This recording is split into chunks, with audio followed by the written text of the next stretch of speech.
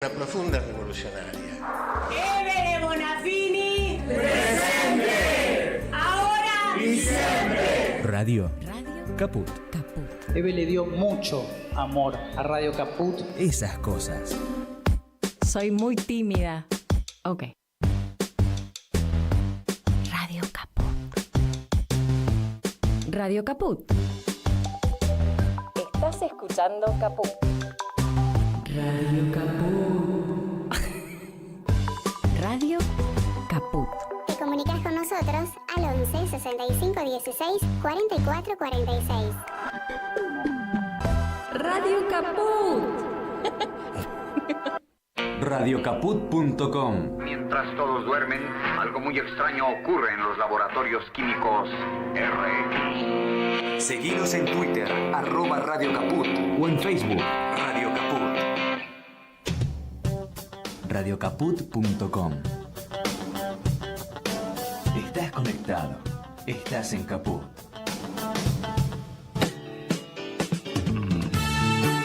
Quererse libre. Un intento de humanizar la realidad. Quererse libre. El programa de Lía Méndez con Fortunato Morrone y Pedro Mouratian. Un programa para la libertad. Para la libertad. Sangro, lucho, pervivo para la libertad. Mis ojos y mis manos como un árbol carnal, generoso y cautivo.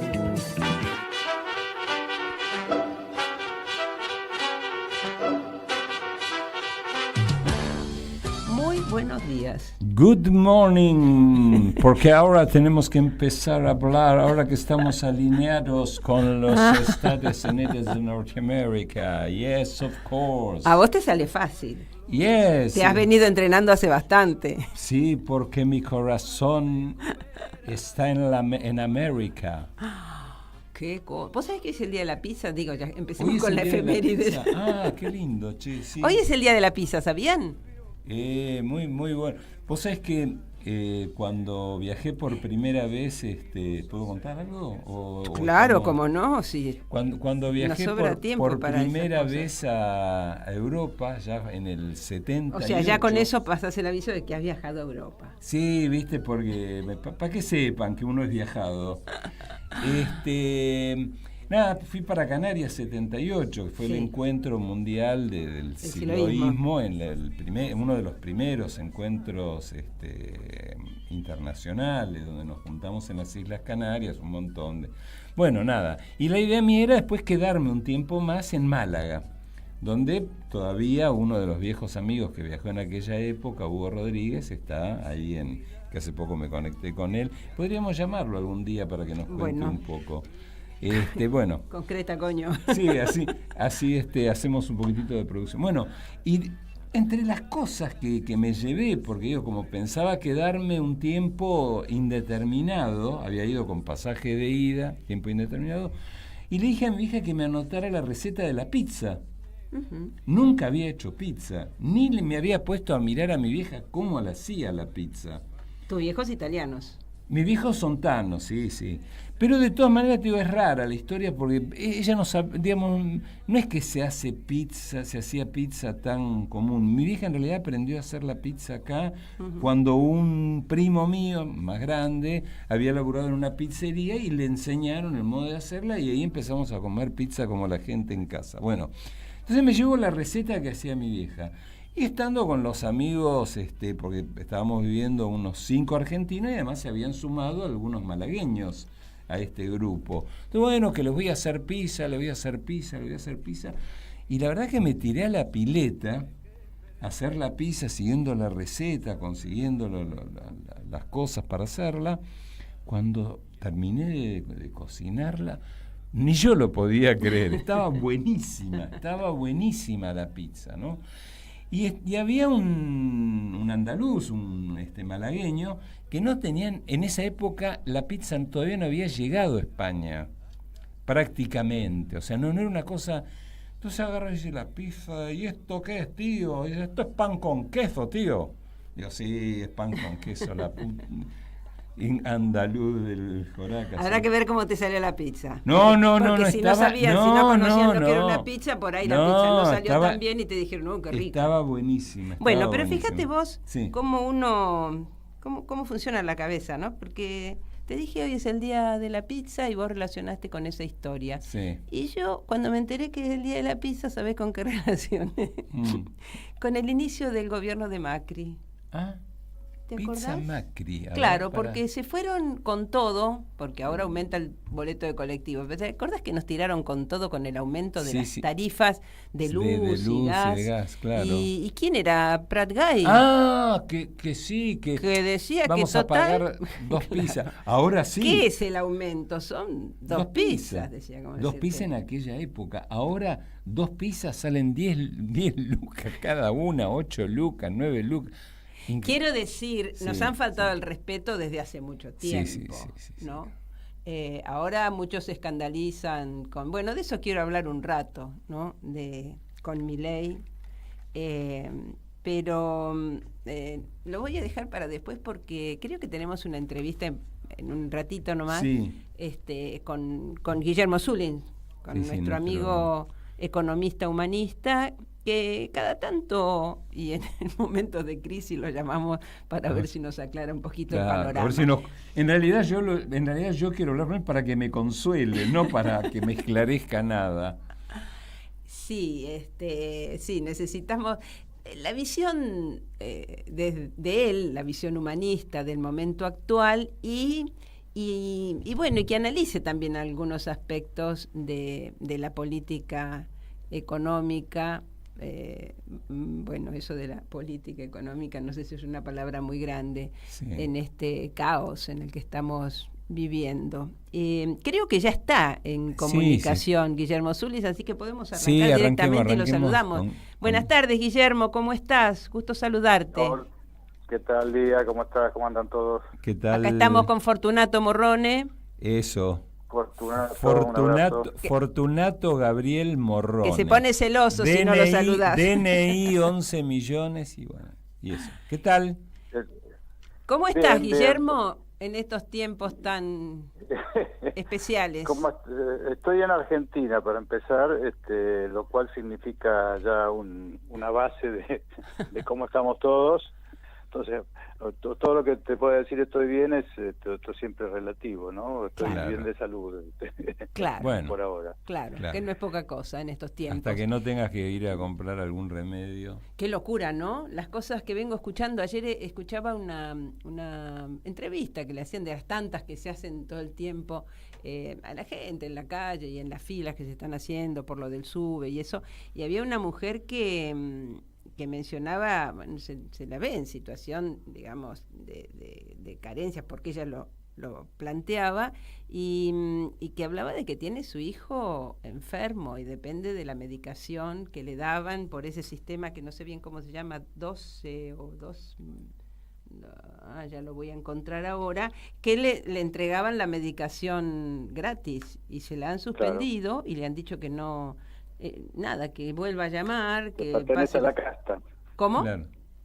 Le dijeron que pertenece a la casta. Claro, exactamente. La angustia de esa mujer que uno fácilmente la puede multiplicar por miles y miles de personas en esa situación. Sí, todo el tiempo aparecen casos, uno de cada 10 aparece, porque se ve que lo votó Milei, aparece diciendo, bueno, pero había que hacer algo, qué sé yo, ya que hay que ver si lo entrevistan dentro de 15 días a ver qué dice, ¿no? Pero claro. Sí, cada vez es mayor la cantidad de gente que se está dando cuenta que la casta eran ellos, que la están destruyendo, y inclusive hoy veía entrevistas de ese tipo en la provincia de Córdoba, donde ahora pues le sacan los subsidios, se le va a ir el boleto colectivo a 1.000 mangos. No, ese es un desastre por donde se quiera ver, ¿no?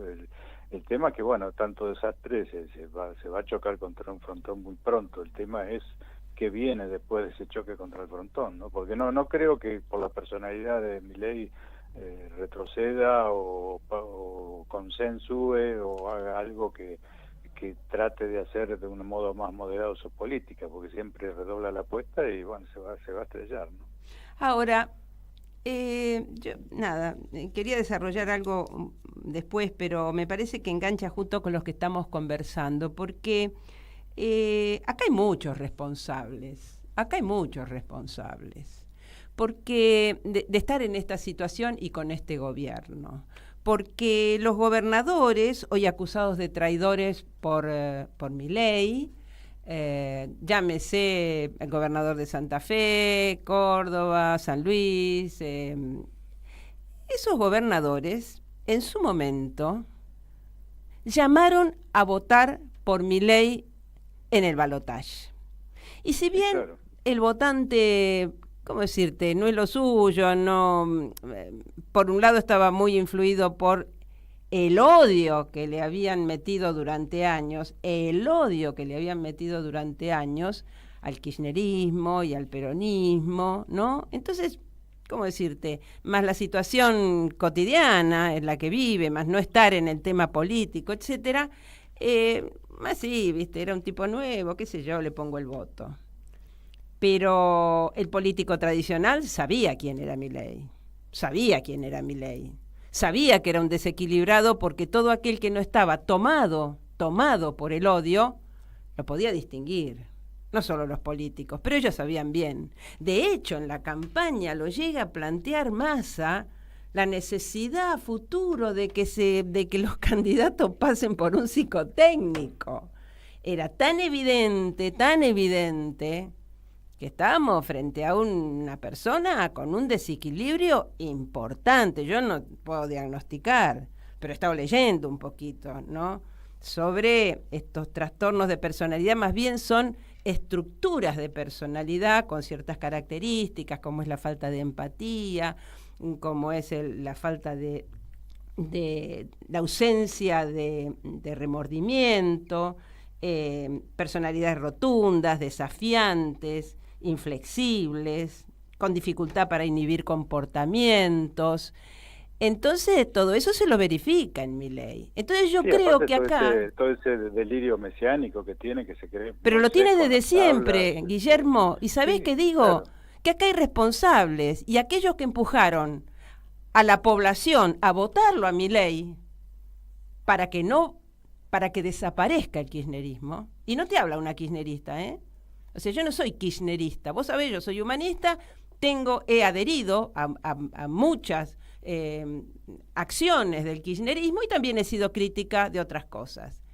Pero realmente la violencia política que han ejercido sobre el gobierno y sobre Cristina Kirchner, estos mismos que hoy se rasgan las vestiduras, porque ¿cómo? ¿Viste? Los están tratando de traidores y delincuentes, y Milei no tiene límite para adjetivarlos. Quiero decir, ellos también tendrían que responder frente al pueblo, porque el pueblo que los sigue, el pueblo que los votó a ellos como gobernadores, bueno, después siguió de algún modo las directivas que bajaban ellos. Acordate cuando Puyaro le dijeron, bueno, en el balotaje entre Massa y Milei, dijo él, bueno, estas son las consecuencias. Y él tiene responsabilidad, porque él empujó a su población, a su pueblo, a votarlo a Milei. Y él sabía quién era Milei. A ver, Milei planteaba, independientemente de la cuestión del desequilibrio, planteaba en campaña ir contra los derechos.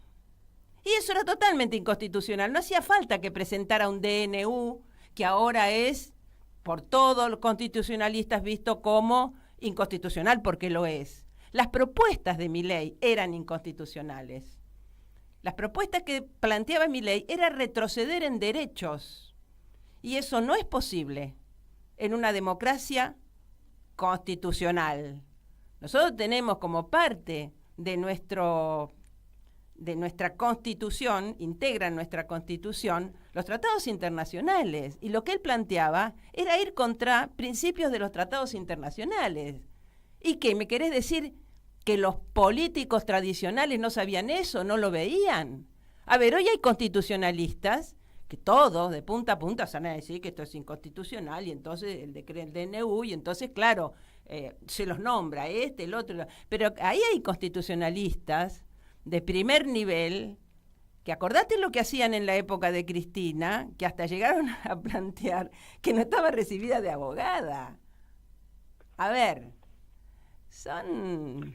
Sí, bueno, o sea, acá, bueno, parte de, o sea, si bien es cierto que el odio irracional y el desconocimiento y los medios de comunicación han influido mucho en la población y que se supone que los políticos lo conocían a Milei y todo eso, hay una porción también de odio recalcitrante en los políticos también, que a veces también les hace hacer cosas aún en contra de sus intereses, porque también son personas que odian y se comen ese mismo odio, y además son totalmente funcionales a los medios de comunicación que sembraron el odio, y ahora están se niegan totalmente a hacer algo que los llegue a acercar mínimamente a alguna postura que tome del kirchnerismo o el peronismo, porque de los mismos medios lo van a incinerar a ellos también. Entonces son presas de sus propias políticas anteriores.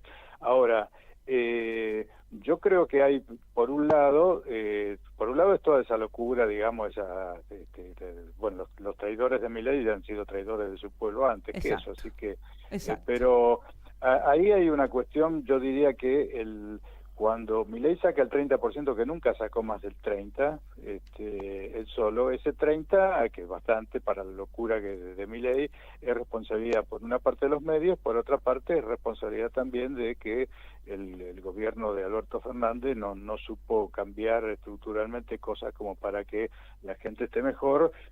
También tuvo problemas, porque la pandemia, porque la sequía, por todo eso, pero bueno, digamos, entonces hay gente que empezó a estar desilusionada, y esa gente fue presa rápidamente de las maniobras de la prensa, fomentándolo a Milei, qué sé yo. Pero posiblemente el plan de la derecha no era que gane Milei, sino que le reste votos al peronismo y termine ganando Juntos por el Cambio, que eran su derecha responsable, entre comillas, como para llevar una gestión de otro tipo y no con las locuras demenciales de sino con políticas que iban a ir de todas maneras en contra de la gente, pero las más aceptables racionalmente por la derecha argentina. Pero eso le salió mal, entonces al entrar el balotaje, el kirchnerismo o el peronismo y Milei decidieron que preferían, para poder tomar la dirección de derecha, a Milei,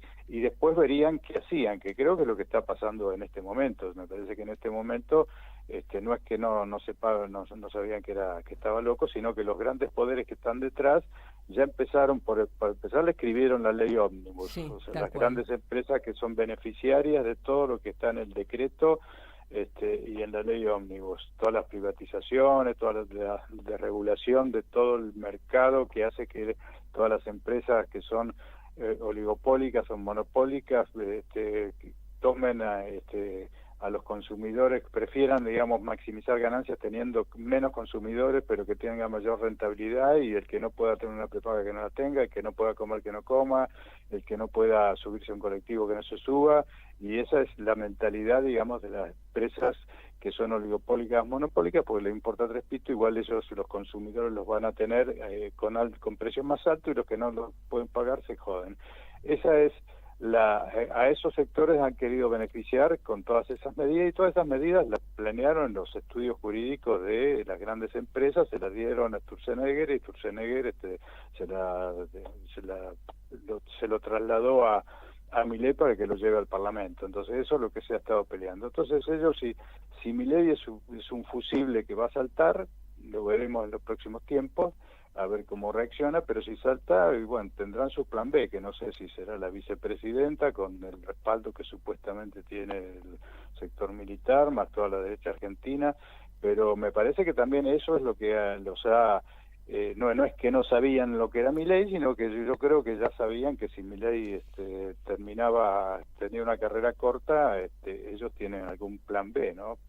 Que es cuando Macri decía, haré lo mismo pero más rápidamente si vuelvo al poder, bueno, su intención me parece que es esa, ¿no? Encontraron quien aceleró y, claro, y les es totalmente funcional. Encontraron un piloto loco que, bueno, acelera hasta que se estrelle, y cuando se estrelle vendrán ellos a poner algún pequeño paño frío, como diciendo nosotros somos más racionales, qué sé yo, que a veces es una situación muy difícil, porque algunos la asimilan al 2001, pero claro, cuando llega el 2001 hubo 2 años de desgaste de todo el gobierno de la Rúa, de toda la alianza, y hubo margen para que la Asamblea legislativa termine dándole el poder provisorio hasta nuevas elecciones a un peronista, que fue Duhalde en ese momento. En este momento es imposible que haya una asamblea legislativa que diga, no, bueno, entonces que se vaya Milei, que venga, no sé, Massa, o que venga Kicillof, o que no va a pasar. Entonces lo que van a tratar es de que sea a través de los canales, o sea, no creo que renuncie Villarroel si renuncia Milei. No, absolutamente o sea, tiene no. Preparado, claro, creo o sea, que todo lo contrario, es lo que tiene se preparado. Está disfrazando de la Mujer Maravilla y todo con esos memes que aparecen.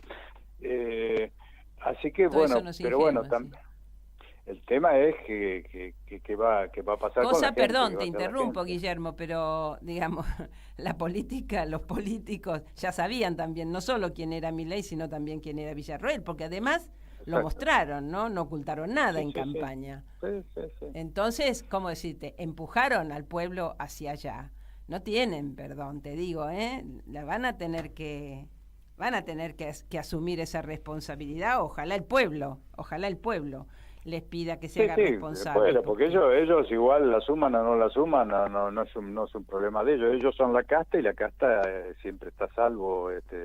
Aunque me diga lo contrario, son los más favorecidos. Pero el tema es la gente, la que va a sufrir es la gente. La que ya está sufriendo y es atroz. Y bueno, le tendría que quedar claro a la gente, esa es una tarea que tenemos que hacer, ¿no? Que le quede claro a la gente quiénes son los que le están destruyendo la vida, ¿no? Sí. Y Guillermo, vos sabés que, bueno, no te voy a preguntar a vos cómo se sale, no por no preguntártelo a vos, sino porque de algún modo todo lo que estamos y estás describiendo, bueno, muestra a las claras la complejidad de la situación actual, sobre todo que cualquier plan, cualquier propuesta, cualquier diseño tiene que partir de la racionalidad, algo que escasea en este momento. Pero en todo caso, imagínate que la racionalidad era Pichetto. Sí, claro. O sea, lo racional y el que sabe, Pichetto, bueno, ya estamos. Bueno, que muchos aplauden y acá hay poca memoria por parte de todos, no solo de muchos periodistas, que a veces hacen mucha alusión a que hay que tener memoria, también la pierden, y cada tanto los ves ensalzando a personajes que en realidad han sido parte de este entramado, ¿no? Sí. ¿No es cierto? Pero yo te quería preguntar, porque acá como una de las cosas sobre las que se hace mucho hincapié es en el famoso déficit cero, que hay que llegar al equilibrio fiscal. Dicen 2 o 3 cosas en un esquema muy escueto, pero que parece explicar y que algunos le ponen un poco como la expectativa en eso, porque la gente ya está tan arruinada que dice, bueno, por ahí si efectivamente es así, que hay que esperar, y entonces te van llevando hasta que sea cero, y entonces la recesión, y entonces no sé qué, y ahí llegamos a que no hay inflación. ¿Cómo podrías describirnos vos ese proceso? Y en todo caso, no sé, tu análisis y tu conclusión acerca de que la cosa no es por ahí, pero lo digo en torno a cómo ellos plantean ese esquema. Sí, porque muchos de los que lo justifican y que están hasta dispuestos a sufrir y achicarse el cinturón, aunque otros que no tienen ya ni cinturón, es con ese argumento, ¿no? Como que reconocen que la vamos a pasar mal, pero es para estar mejor después, la famosa luz al final del túnel y todo eso. A mí me hace acordar mucho a cuando Menem decía que había que hacer cirugía mayor sin anestesia. Bueno, quiere hacer cirugía mayor sin anestesia, pero en vez de un cirujano es un loco con una motosierra que va a cortar la parte del cuerpo. Entonces es mucho peor todavía lo que se quiso hacer en ese momento.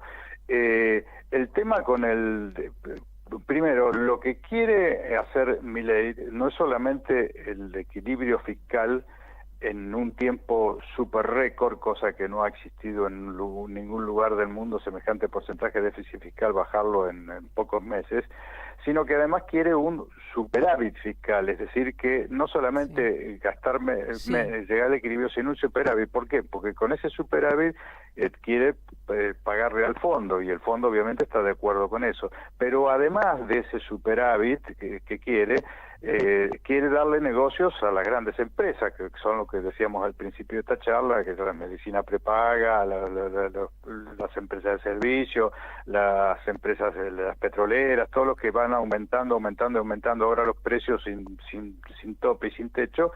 Quiere darle negocio a eso. Entonces, el achique abrupto de la capacidad de consumo de la gente es muchísimo más todavía de lo que debería ser si uno quisiera tener el equilibrio fiscal. Es más, porque piden más, quieren además ese superávit y además quieren darle más rentabilidad todavía a las grandes empresas. Entonces es totalmente insostenible. Ahora, es verdad, ¿cuál es una de las cosas que por los cuales lo votaron a Milei, sobre todo ese 30% que lo votó en un principio? Porque el otro 20 y pico que se le sumó en el balotaje, eso era el odio puro del antiperonismo que votaba al macrismo, que muchos pensamos, bueno, los radicales, algunos sí, otros no, que eso no, todos exactamente. Yo creo que hasta el último voto que tuvo Patricia Bullrich se fue por odio al kirchnerismo. Está bien, será odio fomentado por los medios, será porque los políticos le dijeron y todo eso, pero conocemos gente que odia y sabemos cómo tiene formateada la cabeza, que jamás va a poner un voto al peronismo, pues solamente con que pierda el peronismo, aunque ellos mueran, está bien. Bueno, entonces, pero ese otro 30% que confió que Milei podía llevar un cambio, tuvo mucho que ver ese discurso de Argentina hace un montón de tiempo que tiene inflación, lo cual es cierto, ¿sí? Entonces, esa parte es cierta, es incontrastable. Argentina, salvo la época de la convertibilidad, que bueno, después tuvo otros problemas y por eso terminó como terminó, pero siempre tuvo inflación. Entonces, la gente estaba bastante harta de eso, y el proceso inflacionario que hubo en el último tiempo, que se empezó a ir un poco de las manos, porque antes se mantenía en la época del kirchnerismo, siempre hubo inflación, pero hubo una inflación más manejable, una inflación por ahí que era un 20, un 25 anual, ¿sí? Entonces, hasta ahí, bueno, la gente se la bancaba y los sueldos aumentaban en proporción, inclusive un poco más que la inflación, entonces la gente vivía bien. Ahora, los sueldos empezaron a no aumentar, a bajar, y la inflación empezó a subir a índices ya cada vez más insoportables. Entonces, frente a eso, el discurso de alguien que dice yo voy a resolver definitivamente el problema de la inflación fue un discurso que entró en mucha gente. Ahora, el tema del equilibrio, en realidad el equilibrio es algo que deseable, o sea, no es deseable que haya inflación, sería deseable el equilibrio. Ahora, acá, en primer lugar, la inflación tiene doble causa, la causa del déficit, pero también la causa de la escasez de dólares, por todo un tema cultural. Ahora, ese también es el perro que se muerde de la cola, porque la gente ahorra en dólares porque hay inflación, o hay inflación porque la gente ahorra en dólares. Entonces, toda una cadena, y que habría que resolverla. Pero claro, ese déficit fiscal no se resuelve sanguinariamente con esta motosierra de cirugía mayor sin anestesia, sino que se debería resolver. Quizás sí, algunos gastos se podrían ir tocando paulatinamente, digamos, algunos gastos por ahí no sean necesarios, pero fundamentalmente con una reforma tributaria que grave más a los que más tienen, pero además con eficiencia en la recaudación, porque acá hay muchísima evasión, hay un montón de gente que no paga impuesto a las ganancias o paga menos inclusive que los trabajadores. Eso en los últimos tiempos de la campaña, Massa lo decía, que había un porcentaje de empresas que tenían concesiones y por lo tanto no pagaban y terminaban pagando los trabajadores. Bueno, reforma que eso, ellos no están planteando. No, para nada, pero también está pendiente, reconozcámoslo, tampoco se hizo en los anteriores gobiernos. Entonces, para poder tener equilibrio fiscal, digamos. Entonces, claro, también ahí tenemos una situación que es la que tiene el progresismo en todo el mundo. O sea, el progresismo en todo el mundo, desde que se cayó el muro de Berlín y los cambios totalmente estructurales que proponía el comunismo se fueron totalmente inviables, impensables, y está totalmente mal visto que alguien plantee cambios estructurales, bueno, entonces la izquierda y el progresismo empezaron a proponer una política más de parches, de subsanar, de aminorar un poco el avance del capitalismo, empezaron como a la defensiva más que a la ofensiva, entonces eso empezó a tener patas cortas y encima el capitalismo tiene el poder suficiente como para limitarte en tus acciones, entonces los gobiernos progresistas siempre han tenido esa debilidad de tener poca fuerza en el Estado para poder dar vuelta a la tortilla. Entonces se ha producido mucha desilusión en muchos casos, entonces cuando la cosa viene un poquito a favor, que aumentan los precios de las commodities, qué sé yo, hay un poquito más de plata y el progresismo se puede mantener, pero donde la cosa viene un poquito mal y con la contra que tenés de todos los otros poderes, que el poder económico, el poder judicial que está comprado por el económico, el mediático está comprado también por el poder económico, y bueno, el progresismo empieza a desilusionar, entre comillas, a la gente por todos esos factores, y ahí es donde empieza a calar más profundo de todo este discurso de la derecha, y ahí es donde viene la propuesta de decir, no hay que subir los impuestos ni cobrarle impuestos a la gente, porque el impuesto, el loco dice que el impuesto directamente es un robo, así que bueno, le está robando a todos porque sigue cobrando impuestos para tener el equilibrio fiscal. Bueno, es impresentable lo que dice, pero lo que quiero decir es que la derecha nunca va a tratar de que el equilibrio fiscal se logre con cobrando más impuestos, no digo aumentando tasas, sino cobrando lo que hay que cobrar de lo que evaden, esos mismos que lo fugan, porque hay tanto blanqueo, bueno, porque han fugado un montón. Entonces, siempre van a tratar de que sea sacando gastos, no poniendo más ingresos. Y la solución a lograr el equilibrio fiscal para aminorar un poco el factor inflacionario que tiene que ver con el equilibrio, y ahora veremos qué habría que hacer con las partes de los dólares que escasean, sería precisamente aumentando los ingresos y no bajando los gastos. Esa sería la solución, pero bueno, obviamente no es una solución que la derecha va a adoptar.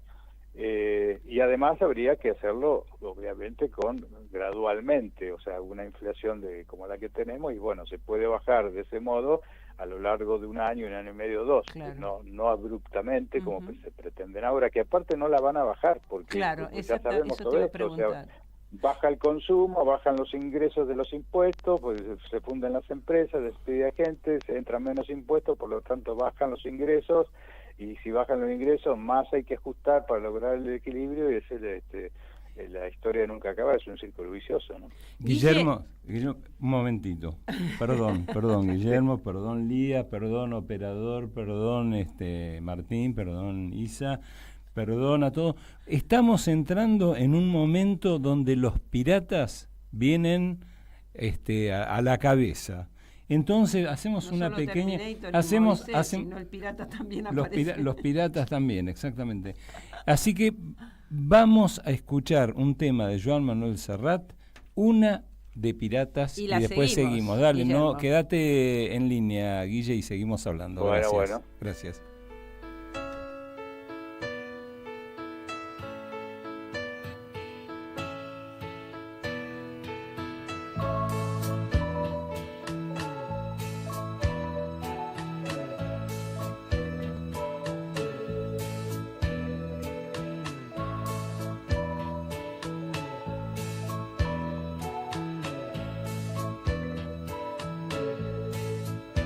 Todos los piratas tienen un temible bergantín con 10 cañones por banda y medio plano de un botín que enterraron a la orilla de una playa en las Antillas. Todos los piratas tienen un lorito que habla en francés, al que relatan el glosario de una historia que no es la que cuentan del corsario,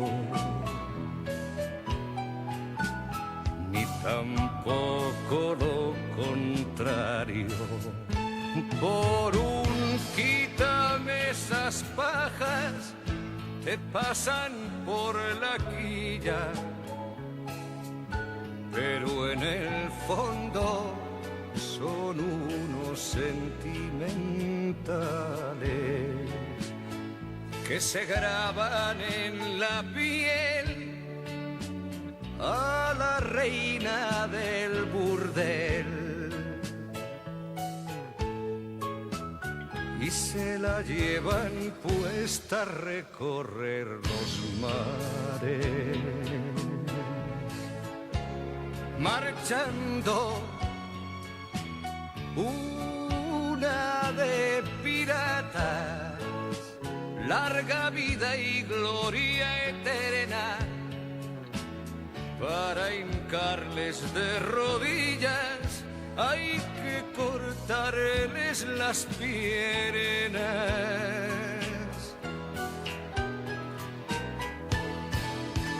Todos los piratas tienen atropellos que aclarar,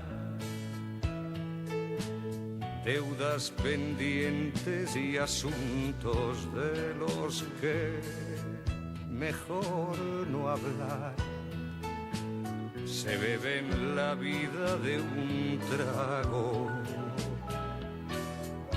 y se ríen con descaro, hasta que un día temblando en la popa de un velero la encuentran y traicionando la ley del filibustero no reclaman el rescate y rehuyen el combate. Cuando los piratas son hombres enamorados de una piel que huele a jazmines, rompen promesas con sus hermanos de ayer y huyen al amanecer, rumbo a un puerto que aún no ha puesto precio a su cabeza, marchando una de piratas, nadie doblegó su espada y bastó una mujer hermosa para cortarles las alas.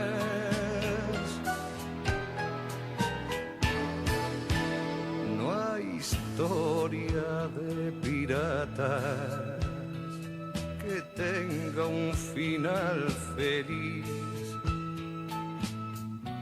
ni ellos ni la censura lo podían permitir. Por la espalda en una esquina, gente a sueldo los asesina.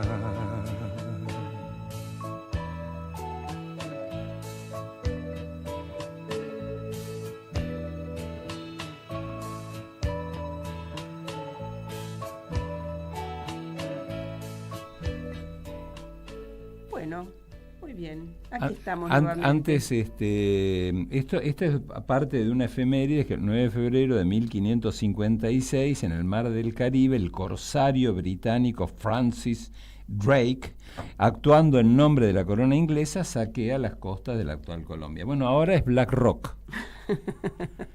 Ahora ya no, el corsario es Black Rock, pero bueno, ahora vienen jets, vienen en otras cosas y Bueno, ya Y tuvimos un pirata y te pretende volver.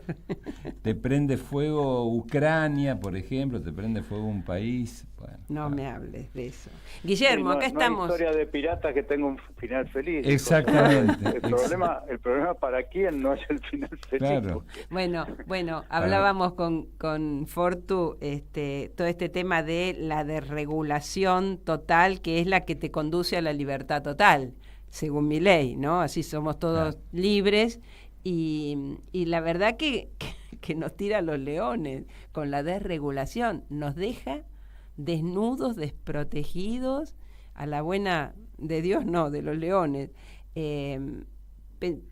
Comentábamos, y de algún modo era lo que queríamos seguir conversando con vos, Guillermo, dos temas. Uno es el que tiene que ver con la situación de este gobierno con el Fondo Caputo, específicamente, con el Fondo Monetario, y lo preguntamos no porque creemos en el Fondo Monetario, sino porque en función de los acuerdos y las promesas y lo que ellos han acordado con el Fondo, estos días se escuchaba que ni siquiera Caputo ya puede cumplir con lo que les prometió. ¿Cómo analizas el asunto?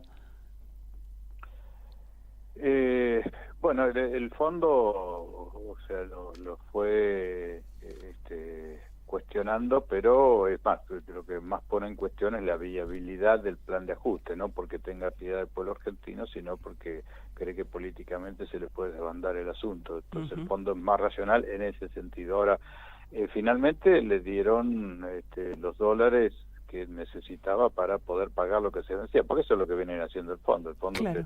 te va dando la plata para que pagues lo que le debes al mismo fondo para que no entres en default. Eso yo creo que sí, lo van a seguir haciendo. Claro, porque, o sea, quieren mantener, digamos, el pulmotor del enfermo para que mantenerlo vivo, para terminar de esquilmarlo y cobrar la herencia. O sea, ni siquiera entra esa plata, ¿verdad? Es como...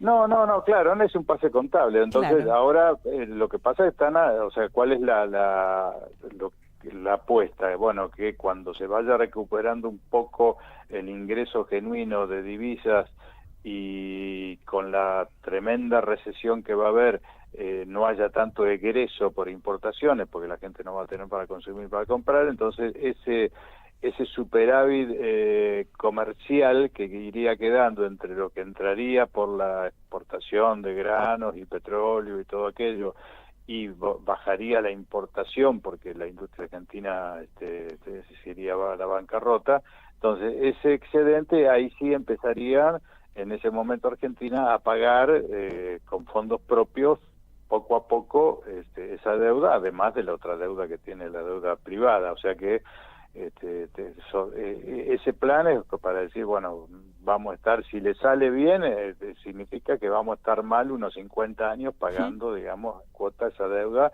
con lo cual, es otra forma de que se queden con el petróleo y en vez de llevarse el petróleo y llevarse la riqueza y qué sé yo, se llevan los dólares que se consiguen a través de esa riqueza, están haciendo eso, o sea que el plan es ese, el plan es una Argentina empobrecida por los próximos 40 o 50 años y no sé después qué va a pasar con el planeta, pero bueno, por lo pronto tenemos garantizado con este tipo de gobierno 40 o 50 años de extrema pobreza para los argentinos para estar pagando la deuda. Así que yo creo que el fondo, mientras tenga posibilidad o vea que es posible que en algún momento se llegue a ese excedente para que le vayan pagando a ellos y sobre todo a sus mejores amigos que son los acreedores privados, van a seguir, digamos, apoyando. Le quitarán la mano si ven que todo se desbanda y que pueden llegar a perder todo y que venga un gobierno que directamente repudie la deuda y no le pague ni a ellos ni a nadie.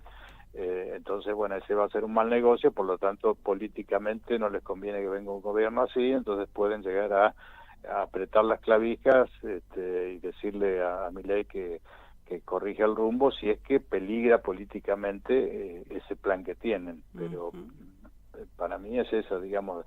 Ahora, en abril, mayo, cuando empiecen a liquidar las exportaciones, lo que va a haber es una presión para que se devalúe nuevamente, presión que va a tener Y sí, porque lo que pasa es que es el círculo vicioso, ¿no? Con la inflación que hay, esa devaluación del dólar a 800 y pico se queda corta, entonces no le sirve a los exportadores que siempre están pidiendo más, y también tampoco le va a servir al fondo, entonces van a necesitar volver a devaluar, y ahí la inflación, que de todas maneras en vez del 25 este mes se calcula que va a ser del 20 y quizás baje al 18 después, bueno, va a volver a subir al 40 cuando devalúen de vuelta, y bueno, el plan es directamente una carnicería, pero bueno, la conclusión es que la gente va a salir a la calle, entonces yo no sé qué van a terminar allá. Salió a la calle, pero esto fue un verbucito, lo que estuvimos ahí, los que nos encontramos en la plaza la otra vez, eso es recién empieza, digamos. Y ante los anuncios, digamos, de alguna manera. Claro, se movilizó la gente que ya sabe lo que va a venir, pero cuando se empieza a movilizar la gente que lo sufre permanentemente, y puede haber de todo, saqueo a supermercados, puede haber de todo. Sí. Ya anuncian la canasta básica para marzo en 1,5 millones de pesos. Están previendo, la canasta básica para marzo, para ¿pero una la familia. canasta llena o la canasta vacía? Porque por ahí 1,5 millones es vacía. Se te van las cifras al diablo, ¿viste? Sí, no, o sea, calcular que 1,5 millones es, no sé, el 5% de la población puede llegar a tener ese ingreso. Claro. Si lo tiene. No, la clase media está siendo totalmente destruida.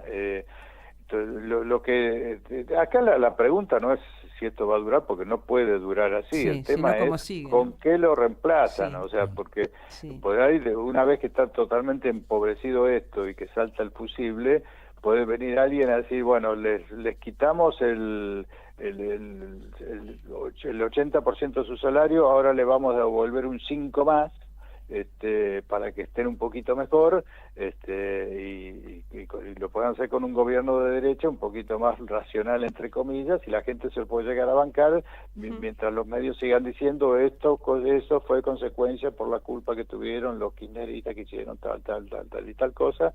Entonces, bueno, es como la doctrina del shock se refiere a eso, ¿no? Cuando vos producís un gran shock, pero un gran shock es una guerra que devasta un país, la gente, con tal de que haya paz, después acepta cualquier cosa, que venga a gobernarnos Drácula, no hay problema, porque mejor eso antes que la guerra. Bueno, si logran, digamos, destruir tanto la economía argentina y después viene alguien que la mejora un poquitito, una mejora relativa a esa destrucción, la gente ya se olvidó cómo estaba antes. Imagínate, si se olvidó cómo el nivel de vida que tenía durante el 2010, 2012, 2014 hasta el 2015. Sí, eso es inconcebible. Eso es inconcebible. Bueno, sí, no, claro, lo que pasa, te venden el cuentito de que, bueno, pero eso era porque estaban hipotecando y ahora hay que pagar las cuentas, estaban tarjeteando y ahora hay que pagar la tarjeta, entonces vivías mejor porque estabas tarjeteando todo y ahora tenés que pagar la tarjeta, entonces con esa lógica tonta, mucha gente cae en eso, bueno, mucha gente que quiere creer en eso, porque como cuando te siembran odio, vos después el cerebro, el razonamiento lo tratás de acomodar a ese sentimiento de odio. Entonces, aunque te lo presenten toda la información delante de la cara, te van a decir, no, esa información es falsa, yo prefiero la información que me dice La Nación Más o cualquier otro. Así que nada, esa es la cuestión. O sea, esto es insostenible. Ahora, ¿con qué se reemplaza? Es la gran incógnita, ¿no? Yo me gustaría que nos des tu mirada, tu punto de vista acerca del otro aspecto que es el DNU, que está vigente, todo lo que ya se está haciendo en función de ese DNU y, digamos, en definitiva, por las distintas causas que se han ido iniciando, recursos de amparo, etcétera, etcétera, esto claramente el que va a terminar cortando el pastel es la Corte, ¿no? Y una Corte tan desprestigiada, ¿qué se te ocurre que podrá hacer la Corte que ¿qué actitud podrá tomar que frente a algo que es absolutamente inconstitucional, lo miren por donde lo miren? De todos modos, la Corte, como buen órgano político que es, nada, y también tendrá sus tiempos para ver cómo se mueve el tablero, pero ¿cómo se te ocurre que podrá llegar a decidir? Mira, la Corte tiene la contradicción que tiene buena parte del empresariado y de la política derecha de Argentina, que es que saben que Milei es un impresentable, que está ahí porque lograron que lo voten nomás, pero por otro lado también Milei representa intereses que ellos de amigos de ellos. Entonces, por un lado es inconstitucional el decreto, es inconstitucional el decreto en sí, es inconstitucional que el Senado, que la vicepresidenta todavía no haya convocado para que el Senado lo trate. En los amparos, claro, hay amparos que son que contemplan temático, todo un paquete como es el laboral, pero hay otros que son por casos específicos. Por ejemplo, en las prepagas sí hay un amparo de tal persona, pero debería haber amparos colectivos para todas las prepagas. Bueno, todo eso deberían declararlo inconstitucional. Ahora, ahí hay intereses muy importantes y ellos han sido abogados de grandes empresas que están metidas con esos intereses. Entonces, me parece que va a ser una cosa muy negociada, de que deben estar, digamos, negociando a ver qué es lo que declaran, porque por un lado saben que es totalmente inconstitucional y que fue puesto en marcha por un loco, pero a su vez tienen que defender los intereses de las corporaciones que se están beneficiando con eso. Así que me parece que no sé cómo harán jurídicamente para fundamentar un fallo que sea salomónico desde el punto de vista de ellos, o sea, que trate de proteger los intereses de las grandes empresas, pero que a su vez dé un poquito más de racionalidad jurídica al decreto. Así que no sé cómo lo van a resolver, pero me parece que están ahí divididos entre dos aguas, digamos, la de defender los intereses, que lo van a hacer, pero no sé, como no soy abogado, no sé eso cómo lo pueden lograr, digamos, de que haya... Los abogados tampoco sabemos cómo podrían lograrlo frente a un instrumento nulo, de nulidad absoluta. Por mucho. Claro, no sé si yo creo que podrían hacer alguna cuestión de ponerlo en suspenso hasta tanto el Congreso lo trate, alguna cosa así, mientras van ganando tiempo. O tomarse mucho tiempo para el dictado del fallo, y en ese tiempo el decreto sigue vigente y Milei... Claro, sí, esa es la otra que estaba pensando, ¿no? Porque las prepagas pueden apurarse, por ejemplo, a poner cifras astronómicas, y después es derecho adquirido, aunque vuelva para atrás Pero bueno, eso a su vez también, con la inflación que hay, tiene patas cortas, porque bueno, si después se regula en 2 o 3 meses de inflación, esas tarifas que están poniendo van a quedar más razonables si es que después se frenan. Así que es todo muy muy complejo, muy complejo. Yo creo que algo van a tener que hacer, no creo que no hagan nada, creo que algo van a tener que decir. Me parece que va a ser para, como decimos, para ganar tiempo. Pero no pueden avalar totalmente esto, porque no hay por dónde. No hay por dónde, y además creo que también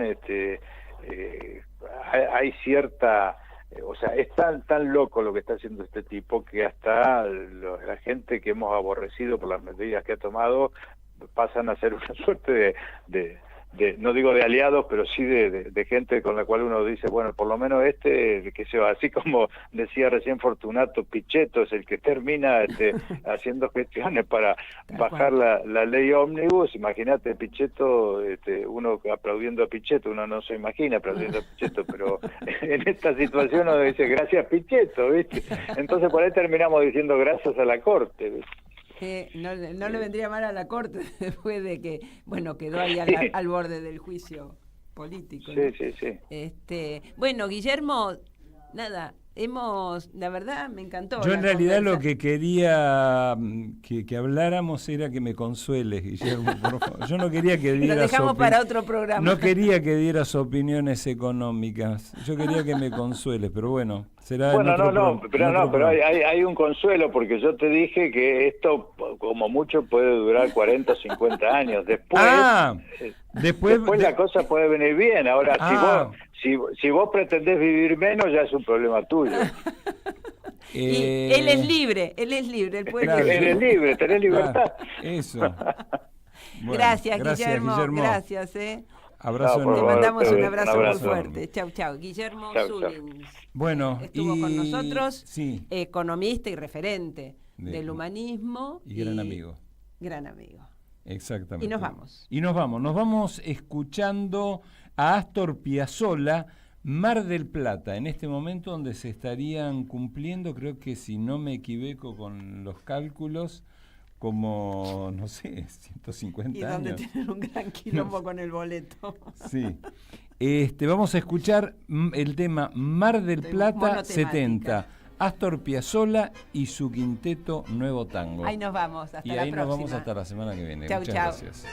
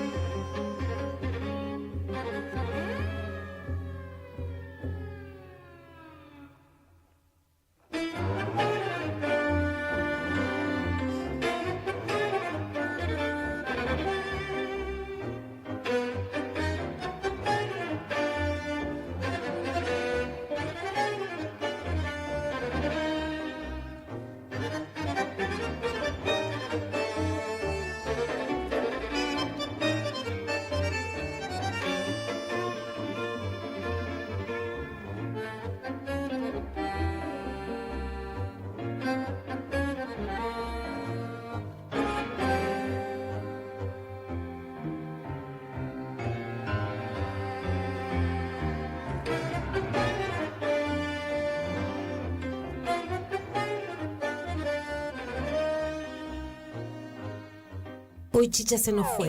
En Caput. Ana María Cariaga, pero quizás nos sobrevuele con su alma de abuela guerrera. Pasan cosas. Para darte a vos, Clara Anaí, esos abrazos tejidos y abrigados.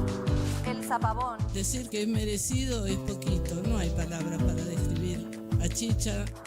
María Victoria. Con nosotros los nietos era sumamente cálida. Yo no me puedo olvidar de los regalitos que nos traía también a nosotros. Eve de Bonafini. Para mí fue una hermana, una amiga, una compañera. No sé por qué la vida nos juntó, pero nos pusimos de acuerdo en muchas cosas. Juan Martín Ramos Padilla. Esa placa que vamos a descubrir con el nombre de Chicha Mariani no es algo decorativo, pero es la asunción de un compromiso de defender las causas populares.